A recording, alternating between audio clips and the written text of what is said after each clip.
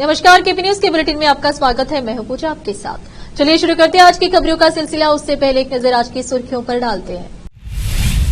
लोकसभा चुनाव की मतगणना के लिए आवश्यक तैयारियां कर ली गई है, जिला निर्वाचन अधिकारी गोविंद रेड्डी ने कहा।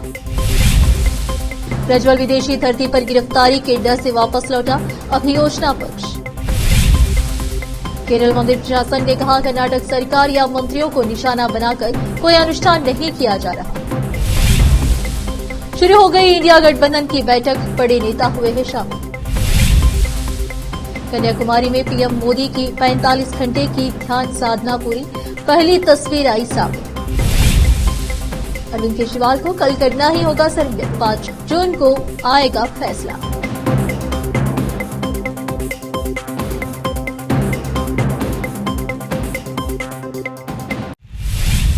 समाचारों का सिलसिला शुरू करते हुए देखते हैं समाचार विस्तार से। बीते लोकसभा क्षेत्र के लिए 4 जून को होने वाली मतगणना के लिए आवश्यक तैयारियां कर ली गई है और कुल 8 विधानसभा क्षेत्रों के लिए 10 मतगणना केंद्र बनाए गए हैं।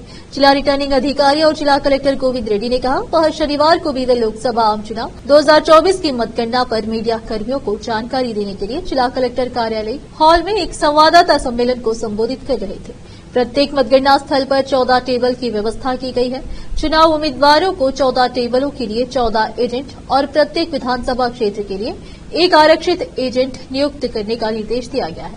अब तक 3628 डाक मतपत्र प्राप्त हो चुके हैं। उन्होंने बताया कि डाक मतपत्रों की गिनती के लिए 7 टेबल की व्यवस्था की जाएगी। उन्होंने कहा कि मतदान केंद्र में मोबाइल फोन पूरी तरह से प्रतिबंधित है और सलाह दी जाती है कि मतदान केंद्र के अंदर मोबाइल फोन न लाएं। भारत निर्वाचन आयोग के निर्देशों के अनुसार विभिन्न प्रकार के तंबाकू, gutkha, bidi, cigarette, fire pack, lighter, mid drink जैसे हानिकारक उपभोग और स्मार्ट घड़ी, मोबाइल फोन, लैपटॉप और इलेक्ट्रॉनिक उपकरण लाना प्रतिबंधित है। मतदान केंद्र में हाथ के हथियार जैसे बंदूक, तलवार, चाकू, छुरी आदि 4 जून को सुबह 7:20 पर मतदान केंद्रों का सुरक्षा कक्ष खोला जाएगा। पोस्टल बैलेट की गिनती सुबह 8 बजे शुरू होगी। वहीं विधानसभा क्षेत्रों के मतदान केंद्रों पर इलेक्ट्रॉनिक वोटिंग मशीनों से वोटों की गिनती शहर के बीयूबी कॉलेज में सुबह 8:05 पर शुरू होगी। कैमरामैन पपुराज का कवरेज। ನನಗೂ OTP ಬರ್ತದೆ. ಆಮೇಲೆ ನಮ್ಮ AROಗಳದಲ್ಲ ಎನ್ಕೋರ್ದಲ್ಲಿ ನಾವು ಆನ್ಲೈನ್ ಡಾಟಾ ಎಂಟ್ರಿ ಮಾಡಬೇಕು. ಪ್ರತಿಯೊಂದು ಪೋಲಿಂಗ್ ಬರ್ತದೆ. OTP ಬಂದ್ರೆ ಸಾಫ್ಟ್ವೇರ್ ಓಪನ್ ಆಗುತ್ತೆ. ಆ ಕಾರಣಕ್ಕಾಗಿ ನಮ್ಗೆ ಅಷ್ಟೇ ಮೊಬೈಲ್ ಅಲೌ ಇದೆ. ನಿಮಗೂ ಮೊಬೈಲ್ ಅಲೌಡ್ ಇದೆ, ಬಟ್ ನಿಮ್ದು ವಿತಿನ್ ಮೀಡಿಯಾ ಸೆಂಟರ್ದಲ್ಲಿ ದಯಮಾಡಿ ಬಳಸಿ. ಕಳೆದ ಸಲ ತಾವು ತುಂಬ ಚೆನ್ನಾಗಿ ನಮಗೆ ಕೋಆಪರೇಷನ್ ಮಾಡಿದ್ರಿ. ಸೊ ನೀವು ಮೀಡಿಯಾ ಸೆಂಟರ್ದಲ್ಲಿ ಮೊಬೈಲ್ ಬಳಸಿ. ಸೊ ಮೀಡಿಯಾ ಸೆಂಟರ್ದಿಂದ ಹೊರಗಡೆ ಬರೋಂಗಿರ್ತದೆ, ದಯಮಾಡಿ ಅಲ್ಲೇ ಇಟ್ಟು ಬರ್ಬೇಕಂತೇಳಿ ನಮ್ಗೆ ವಿನಂತಿ ಇದೆ. ಇದೆಲ್ಲ ಕಡೆ ಇರೋ ಪದ್ಧತಿಲೇ ನಾವು ನಿಮ್ಗೆ ಇದನ್ನು ಹೇಳ್ತೀವಿ. ನೆಕ್ಸ್ಟ್ ಪಾಯಿಂಟ್ ಬಂದ ಹೇಳ್ತೀವಿ. ಬಟ್ ಏಜೆಂಟ್ಸ್ಗೆ, ಕ್ಯಾಂಡಿಡೇಟ್, ಎಲೆಕ್ಷನ್ ಏಜೆಂಟು ಯಾರಿಗೂ ಮೊಬೈಲ್ ಅಲೋ ಇಲ್ಲ. ಮತ ಎಣಿಕೆ ಕೇಂದ್ರದಲ್ಲಿ ಈಗ ತಂಬಾಕಾಗಲಿ, ಗುಟ್ಕಾ, ಬೀಡಿ, ಸಿಗರೇಟಿ, ಬೆಂಕೋಟ್ನ, ಲೈಟರು, ಆಮೇಲೆ smart watch, mobile phone, laptop, ಆಮೇಲೆ ಇತರೆ ಮಾರಕಾಸ್ತ್ರಗಳನ್ನು ಕಂಪ್ಲೀಟ್ ನಿಷೇಧ ಮಾಡಿದ್ವಿ. SP ಸಾಹೇಬರು ಮೇನ್ ಗೇಟ್ ಹೊರಗಡೆನೆ. ಸೊ ಮತ್ತು ಕಾಲೇಜ್ ಎಂಟ್ರಿ 2 ಕಡೆ DMFD ಹಾಕಿರ. DMFD ಡಿಜಿಟಲ್ ಮೆಟಲ್ ಫ್ರೇಮ್ DFMDಗಳನ್ನು ಎಲ್ಲ ಎಂಟ್ರಿಗಳಲ್ಲಿ ಅಳವಡಿಸ್ತೀವಿ. ಅದು ಏನೇ ಮೆಟಲ್ ಬರ್ತಂದ್ರೆ ಅದು ನಮಗೆ ಸಿಗ್ನಲ್ ಕೊಡ್ತದೆ. ಇದು ನಮ್ಮದು ಏರ್ಪೋರ್ಟ್ಗೆ ಹೋಗ್ಬೇಕಾದ್ರೆ ಎಂಟ್ರಿ ಇರ್ತದಲ್ಲ, ಸೇಮ್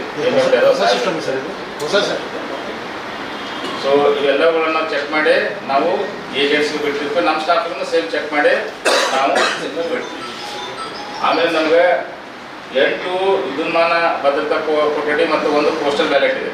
ಟೋಟಲ್ 9 ನಾವು ಓಪನ್ ಮಾಡಬೇಕು. ಹೀಗಾಗಿ ನಾವು 9 ಓಪನ್ ಮಾಡಲಿಕ್ಕೆ ಟೈಮನ್ನು ಫಿಕ್ಸ್ ಮಾಡ್ಕೊಂಡಿದ್ವಿ.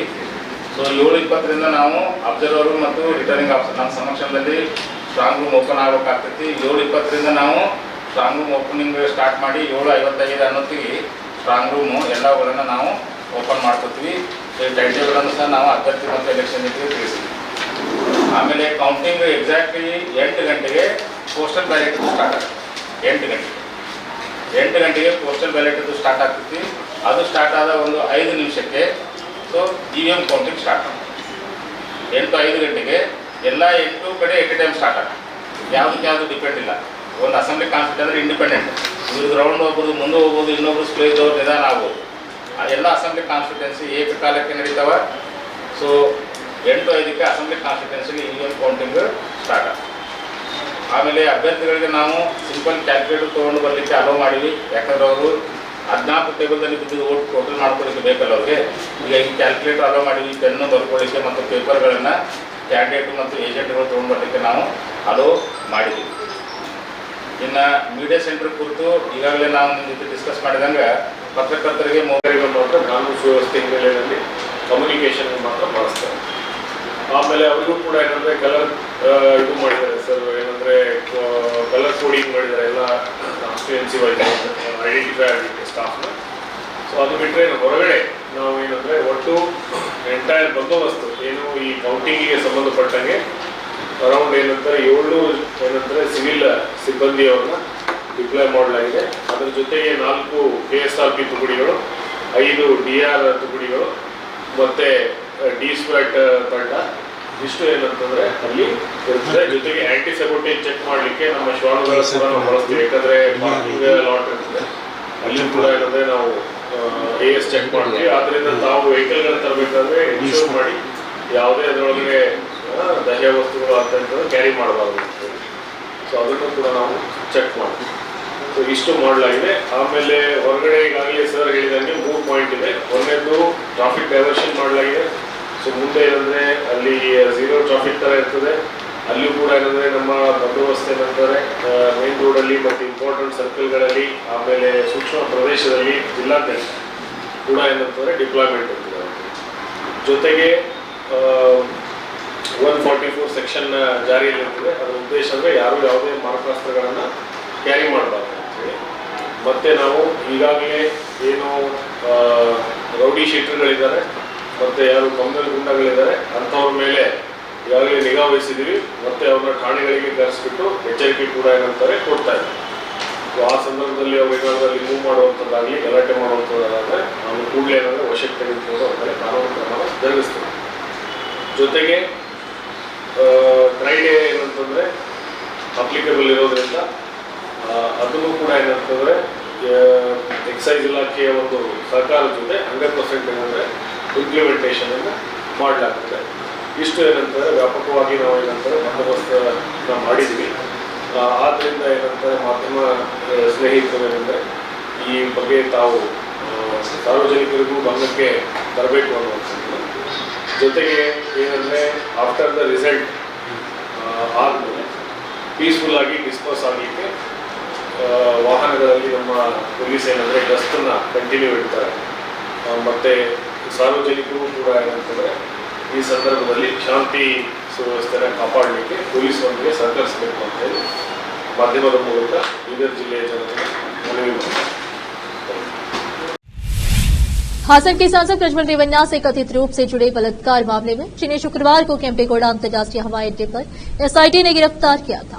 अभियोजना पक्ष ने तर्क दिया कि वह गिरफ्तारी वारंट और ब्लू कॉर्नर नोटिस जारी होने के बाद ही लौटे थे और उन्हें विदेशी धरती पर गिरफ्तारी का डर था। अतिरिक्त विशेष लोक अभियोजक अशोक नाइक ने तर्क दिया कि आरोपी ने अपने घर पर काम करने वाली नौकरानियों सहित कई महिलाओं का बलात्कार और मारपीट करके उनका जीवन बर्बाद कर दिया।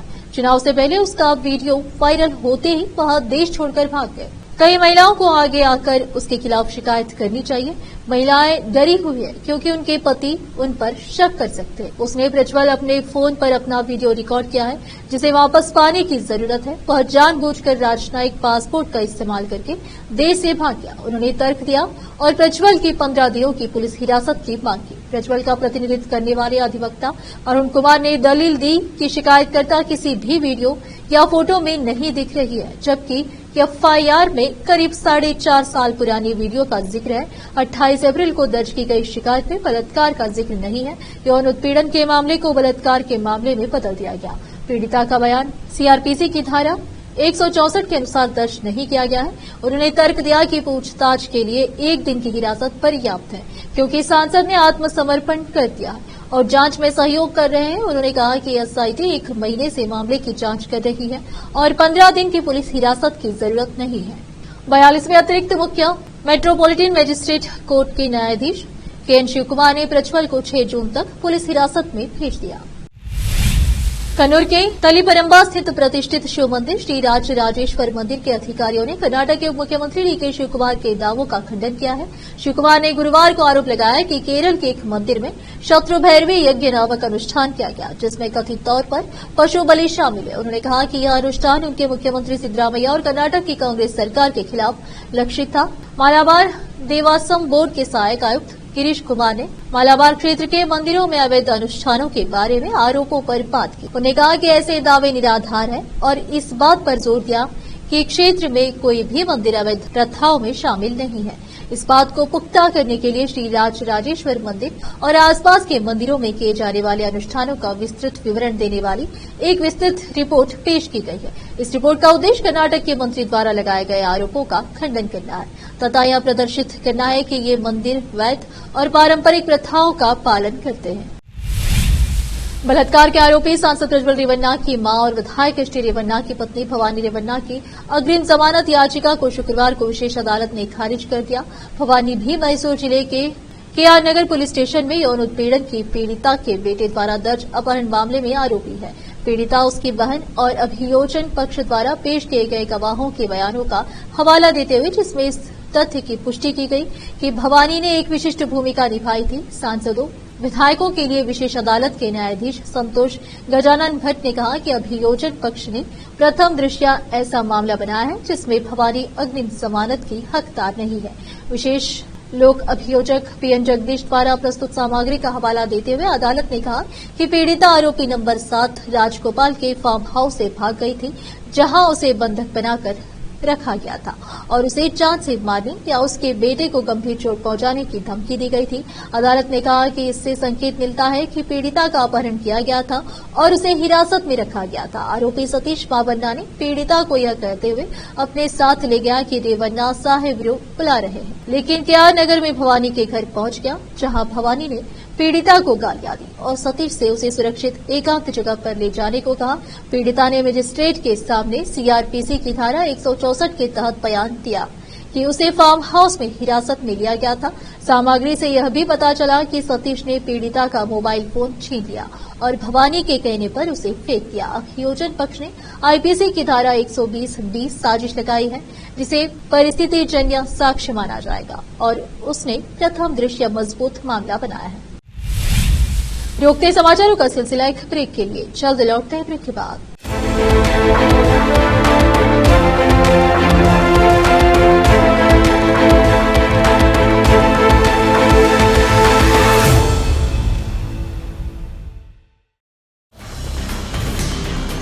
हिंदुस्तान के हर कोने में हम हैं मौजूद। 24 घंटे हालात पर गहरी नजर, खबरों से जुड़े चुपते सवालात और आपको दिखाता है धार्मिक, सामाजिक, राजनीतिक, लोकल और इंटरनेशनल न्यूज की सबसे बेहतर कवरेज,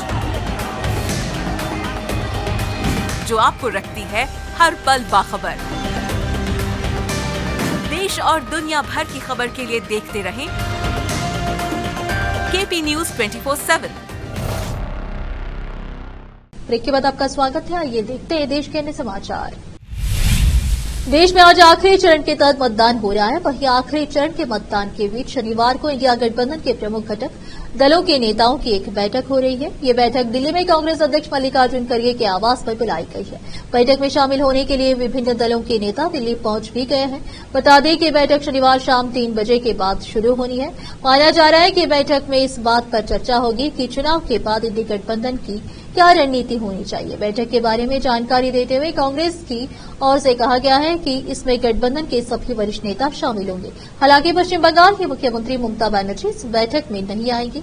ममता बनर्जी के अलावा तमिलनाडु के मुख्यमंत्री एमके स्टालिन भी इंडिया गठबंधन की इस बैठक से अनुपस्थित रह सकते हैं। हालांकि उनके स्थान पर उनके पार्टी के वरिष्ठ सदस्य बैठक में उनका प्रतिनिधित्व करेंगे। बताया जा रहा है कि शनिवार को 7वें और अंतिम चरण के चुनाव के लिए पश्चिम बंगाल की कई सीटों पर मतदान हो रहा है। यही कारण है कि ममता बनर्जी दिल्ली नहीं आ रही है।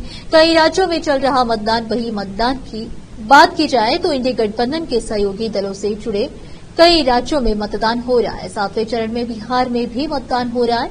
बिहार से राष्ट्रीय जनता दल, तेजस्वी यादव, इंडिया गठबंधन का महत्वपूर्ण हिस्सा है। वहीं पंजाब की सभी लोकसभा सीटों पर मतदान हो रहा है। दिल्ली के मुख्यमंत्री अरविंद केजरीवाल बीते कई दिनों से पंजाब में सघन चुनाव प्रचार कर रहे थे। आम आदमी पार्टी ने पंजाब की सभी सीटों पर उम्मीदवार खड़े किए। आम आदमी पार्टी भी इंडिया गठबंधन का हिस्सा है। प्रधानमंत्री नरेंद्र मोदी ने विवेकानंद रॉक मेमोरियल में 45 घंटे की साधना पूरी कर ली है। पीएम मोदी ने भगवा वस्त्र पहनकर ध्यान साधना की। कल पीएम मोदी ने डार्क कलर के भगवा वस्त्र धारण कर रखे थे। आज उन्होंने जो वस्त्र धारण किया वो थोड़े लाइट कलर के हैं। खास बात यह है कि जब पीएम मोदी ध्यान साधना कर रहे थे तब भी लोगों को विवेकानंद रॉक मेमोरियल जाने से रोका नहीं गया। बता दें कि पीएम मोदी ने विवेकानंद रॉक मेमोरियल में उसी जगह पर ध्यान लगाया था जहां स्वामी विवेकानंद ने साधना की। आज सुबह सूर्योदय के समय सूर्यार्घ्य देने के बाद पीएम मोदी ने तीसरे और अंतिम दिन अपनी ध्यान साधना शुरू की थी और दोपहर को समाप्त किया। सूर्योदय आध्यात्मिक अभ्यास से जुड़ी एक परंपरा है जिसमें भगवान सूर्य को जल अर्पित कर उन्हें नमन किया जाता है। पीएम ने एक लोटे से समुद्र में सूर्य को जल अर्पित किया और माला जपी। मोदी भगवा वस्त्र पहने हुए थे और उन्होंने स्वामी विवेकानंद की प्रतिमा पर पुष्पांजलि भी अर्पित की। वह अपने हाथों में जाप माला लेकर मंडपम के चारों ओर चक्कर लगाते दिखे। उन्होंने 30 मई की शाम को विवेकानंद रॉक मेमोरियल में ध्यान साधना शुरू की थी। दिल्ली के मुख्यमंत्री अरविंद केजरीवाल शराब घोटाले मामले में सरेंडर करेंगे। कल उनके अंतरिम जमानत की आखिरी तारीख है। वहीं इस मामले में दिल्ली के हाउस एवेन्यू कोर्ट 5 जून को अंतरिम जमानत पर फैसला सुनाएगा। आज अरविंद केजरीवाल की अंतरिम जमानत की मांग पर हाउस एवेन्यू कोर्ट में सुनवाई हुई। सीएम केजरीवाल ने खराब सेहत और मेडिकल टेस्ट का हवाला देते हुए 7 दिनों अंतरिम जमानत मांगी। ईडी ने कोर्ट से कहा, हमने अपना जवाब दाखिल कर दिया है। एसडी तुषार मेहता और AST SP Raju video conferencing से जुड़े।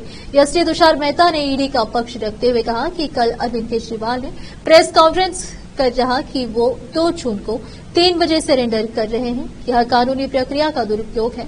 हम इस आपत्ति दर्ज करवाते हैं। वहीं एएसटी राजू ने भी कहा कि जब सुप्रीम कोर्ट ने इस मामले में विस्तृत आदेश पहले ही दे रखा है तो आखिर कोर्ट को मिसलीड करने की क्या जरूरत है। कोर्ट के समक्ष वो अपने तथ्यों को क्यों छुपा रहे। एएसटी ने आगे कहा कि ये अंतरिम जमानत केवल चुनाव प्रचार के लिए था।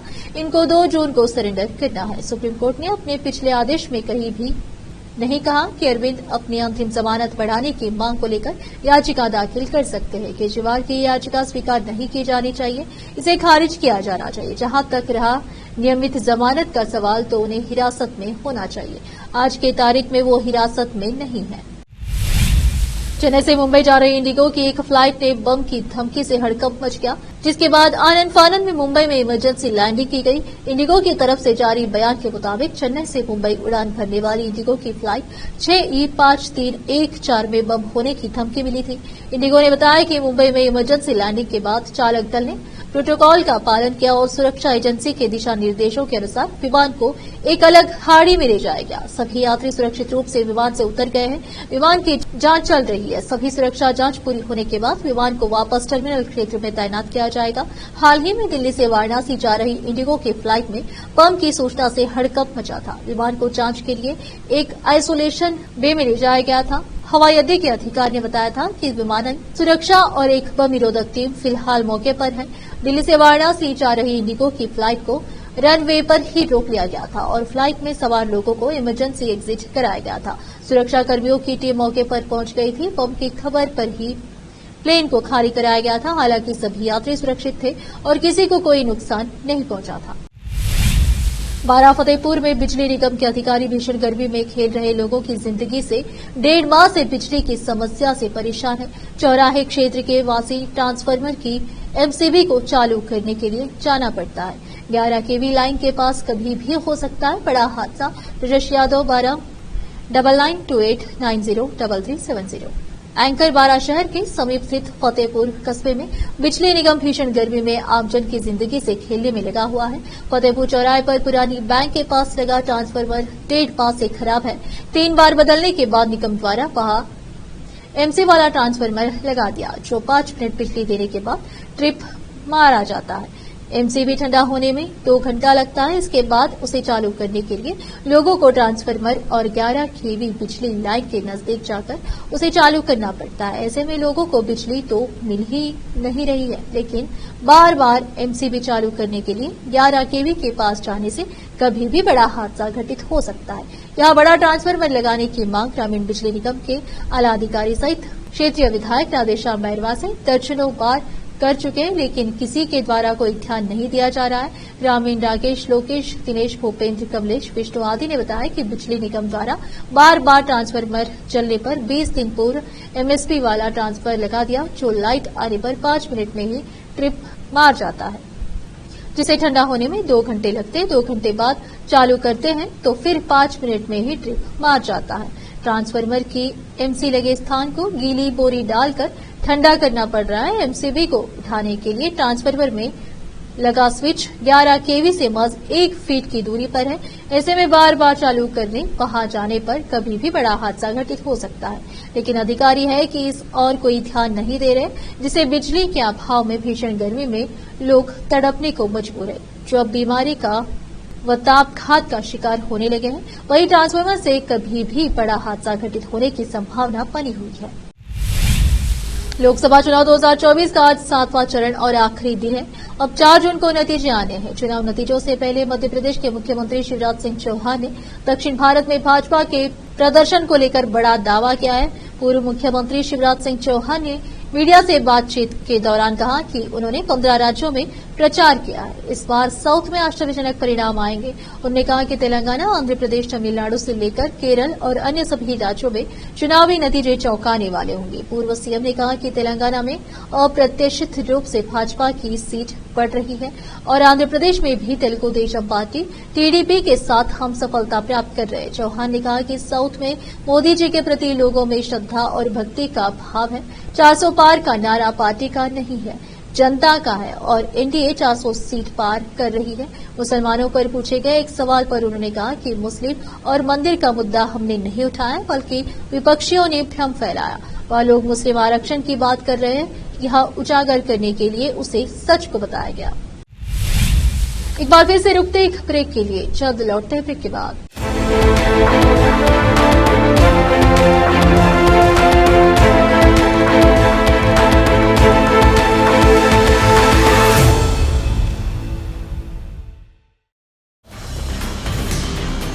हिंदुस्तान के हर कोने में हम हैं मौजूद। 24 घंटे हालात पर गहरी नजर, खबरों से जुड़े चुपते सवालात और आपको दिखाता है धार्मिक, सामाजिक, राजनीतिक, लोकल और इंटरनेशनल न्यूज की सबसे बेहतर कवरेज, जो आपको रखती है हर पल बाखबर। देश और दुनिया भर की खबर के लिए देखते रहें केपी न्यूज 24/7। ब्रेक के बाद आपका स्वागत है। आइए अब देखते हैं अंतर्राष्ट्रीय समाचार। उत्तरी सीरिया में तुर्की ने एक घातक ड्रोन हमला किया है। तुर्की ने यह हमला शुक्रवार शाम को किया। इस ड्रोन हमले में अमेरिकी समर्थित 4 लड़ाके मारे गए, जबकि 11 नागरिक घायल हो गए। घायलों को अस्पताल ले जाया गया है। कुर्द की अगुवाई वाले बल ने यह जानकारी दी। अमेरिका समर्थित कुर्द की अगुवाई वाले सीरियन डेमोक्रेटिक फोर्सेस एसडीएफ पर इस हमले से एक दिन पहले ही तुर्की के राष्ट्रपति ने कहा था कि कुर्द की अगुवाई वाले समूह यदि स्थानीय चुनाव कराने की अपनी योजना पर आगे बढ़ते हैं तो उनकी सरकार उन पर कार्रवाई करने से नहीं हिचकेगी। अमेरिकी लड़ाकों की मौत से वाशिंगटन भी हरकत में आ गया है। तुर्की की सरकार का आरोप है कि इन समूहों का तुर्की में प्रतिबंधित कुर्द उग्रवादियों के साथ संबंध है। एसडीएफ ने कहा कि ड्रोन ने कामिशाली और उसके आसपास उसके परिसरों तथा आम लोगों के मकानों एवं वाहनों पर 8 बार प्रहार किया। उत्तरी सीरिया में तुर्की के ऐसे हमले असामान्य नहीं हैं। अमेरिका के राष्ट्रपति जो बाइडेन ने शुक्रवार को पूर्व राष्ट्रपति डोनाल्ड ट्रंप से न्याय प्रणाली का सम्मान करने का आग्रह किया। इसके साथ ही उन्होंने न्यायाधीश के उस फैसले पर अनुचित व्यवहार न दिखाने का आग्रह किया है जिसने उन्हें पॉर्न स्टार स्टार्मी डेनियल्स को गुप्त तरीके से धन देने के रिकॉर्ड में हेराफेरी करने के 34 आरोपों के तहत दोषी ठहराया गया है। बता दें कि अमेरिकी अदालत के फैसले पर पूर्व राष्ट्रपति ट्रंप भड़क गए। अदालत से बाहर आते ही उन्होंने मीडिया से बात की और इस फैसले को राजनीति से प्रेरित बताया। ट्रंप ने जज को विवादित बताते हुए कहा कि यह सबसे भ्रष्ट सुनवाई है। जनता 5 नवंबर को इसका जवाब देगी। राष्ट्रपति जो बाइडेन ने कहा कि डोनाल्ड ट्रंप को अपना बचाव करने का हर अवसर दिया गया। 12 जूरी सदस्यों ने इस फैसले पर सुनवाई की है। इस जूरी ने भी वही तरीका चुना है जो अमेरिका में हर जूरी ने चुना है। सावधानीपूर्वक विचार विमर्श के बाद जूरी सर्वसम्मति से एक निर्णय पर पहुंची। उन्होंने डोनाल्ड ट्रंप को सभी 34 गंभीर अपराधों में दोषी पाया। अब उन्हें अवसर दिया गया है और उन्हें उस निर्णय के विरुद्ध अपील करनी चाहिए जैसे कि हर किसी को अवसर मिलता है। अमेरिकी न्याय प्रणाली इसी तरह काम करती है। फिर से एक नजर सुर्खियों पर। लोकसभा चुनाव की मतगणना के लिए आवश्यक तैयारियां कर ली गई है। जिला निर्वाचन अधिकारी गोविंद रेड्डी ने कहा। प्रज्वल विदेशी धरती पर गिरफ्तारी के डर से वापस लौटा, अभियोजना पक्ष। केरल मंदिर प्रशासन ने कहा कर्नाटक सरकार या मंत्रियों को निशाना बनाकर कोई अनुष्ठान नहीं किया जा रहा। शुरू हो गई इंडिया गठबंधन की बैठक, बड़े नेता हुए हैं शामिल। कन्याकुमारी में पीएम मोदी की 45 घंटे की ध्यान साधना पूरी, पहली तस्वीर आई सामने। अरविंद केजरीवाल को कल करना ही होगा सर्वे, 5 जून को आएगा फैसला।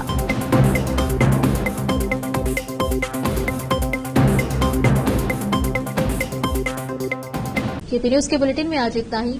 आप देख रहे थे हमारा चैनल केपी न्यूज 24/7। धन्यवाद।